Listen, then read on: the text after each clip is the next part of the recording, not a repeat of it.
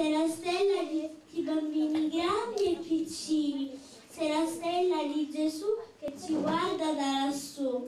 Ciao Benedetto. Non si poteva non volergli bene, per i suoi occhi svegli, per il sorriso furbo, per la sua capacità di leggere con ironia la vita. Queste le parole impresse per sempre in una targa in ricordo di lui, Benedetto Vella, il bimbo di 3 anni e mezzo, scomparso il 9 settembre 2009 a causa di un male incurabile. È stato intitolato al piccolo Benny, l'oratorio della chiesa San Giuseppe Lavoratore di Porto Empedocle, e questo per input del parroco Giuseppe Gelo. La morte è sempre un dolore, soprattutto per i genitori, è un dolore che dura quanto dura la vita, ma noi abbiamo voluto intestare l'oratorio perché da questo luogo dove si riuniscono i nostri bambini possa risorgere una vita nuova, possa cambiare il senso della vita.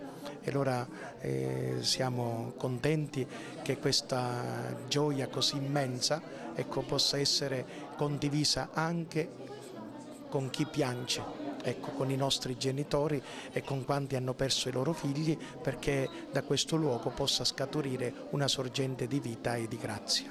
Una cerimonia nel solco della commozione. I 2 genitori, il nostro collega Carmelo e la moglie Rosalinda Vella, hanno assistito all'evento con lo sguardo al loro piccolo Angelo, presente anche lui, grazie agli omaggi dei bambini dell'oratorio.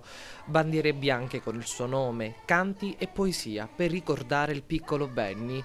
Presente alla cerimonia anche il sindaco di Porto Empedocle, Calogero Firetto, che, da genitore, ha avvertito il forte dolore della coppia, non nascondendo la propria commozione. Ma ha detto Don Giuseppe qualcosa che credo alberga nei cuori di tutti quanti, cioè quando muore un coniuge si rimane vedovi, quando muore un figlio il genitore non diventa niente, per dire che si è di fronte a un dolore che è veramente incommensurabile e che non può avere neanche qualificazione.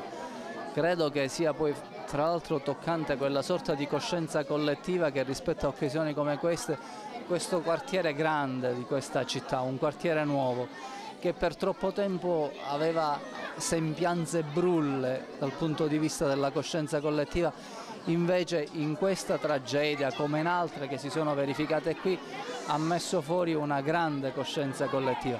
E questo credo che sia un segno dei tempi, segno di una maturità che riguarda questo quartiere che noi chiamiamo Grandi Lavori, che è un quartiere ampio di questa città, ma che riguarda tutta la coscienza collettiva empedoclinana, che da questo punto di vista ha fatto molti passi avanti.